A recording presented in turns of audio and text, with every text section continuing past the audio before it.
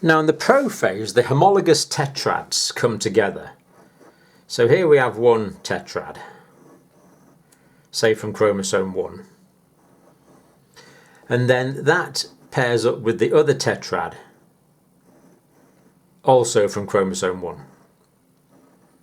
So these are the same.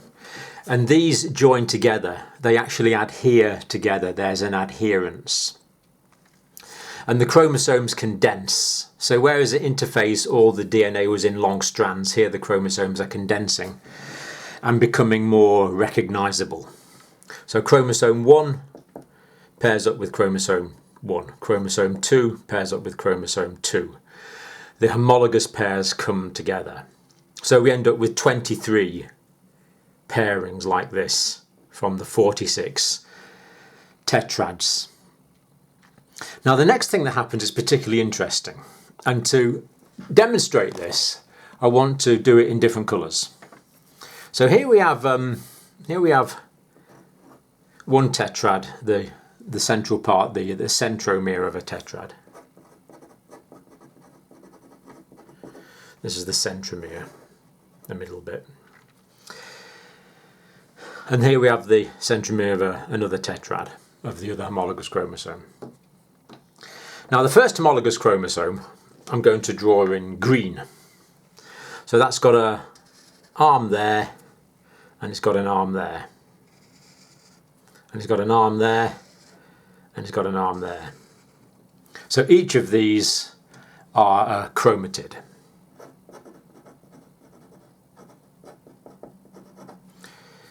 So this arm here is now represented by this piece here, this chromatid. And here we have another chromosome, the other one of the homologous pair, and we'll draw that in red.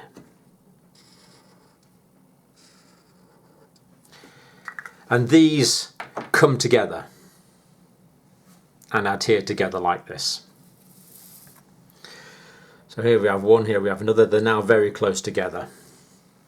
And what happens is their arms start to intertwine. It's almost as if they embrace each other. So I'm only going to draw crossing over of a couple of tetrads, otherwise the diagram gets complicated. So there's one there. And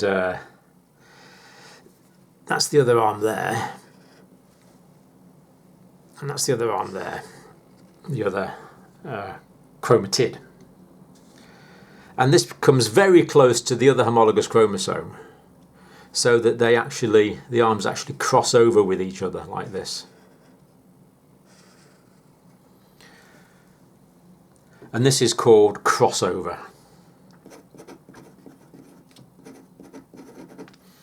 There are crossing over of these chromatids. And at the same time, if we think about the whole cell, imagine this is the cell here, the germ cell. It's got a nucleus. I mean, this process is going on inside the nucleus, isn't it?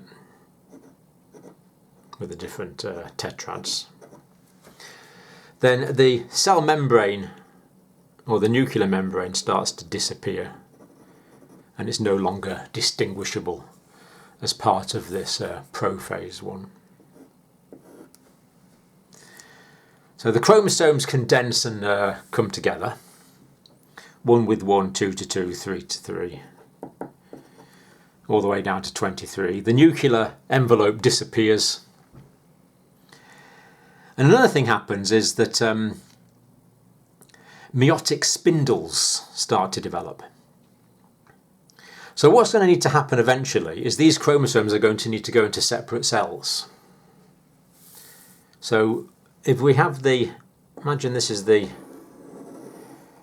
we have the pair of chromosomes here, this is the tetrad here, like this. Eventually they're going to need to separate. So what happens is that meiotic spindles start to develop.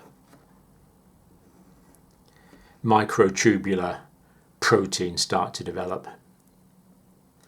And these actually grow from specific cell organelles that generate these, and these are called centrioles. So there we have one centriole, and there we have another centriole. Because later on we're going to need to pull these apart, so these meiotic spindles start to develop.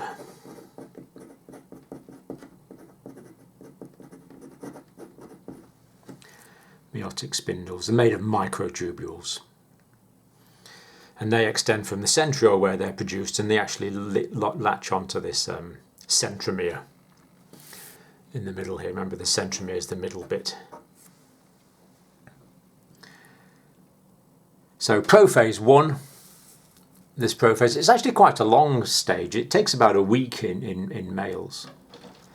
And in females, as we've said, this occurs during early fetal development. The nuclear envelope breaks down and we get this crossing over. Now, where two homologous arms cross over, that's called a chiasma. And this can happen several times, so it's called, these are, the plural will be chiasmata. So that's one chiasm there, there's several chiasmata, the crossover points. Now, in girls, in females, as we've said, this happens during early fetal life, and the process of meiosis is actually suspended at this stage.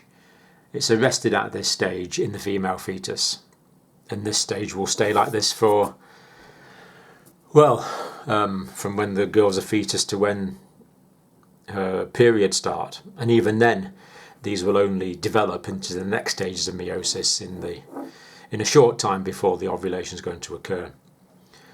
So the cells could be suspended in this stage from when, let's say, the girl starts menstruating when she's 14. It could stay in this situation for 14 years, or if it's one of the ovum that's released later in life, it could be 40 years later, or 40, even more, 44 years later.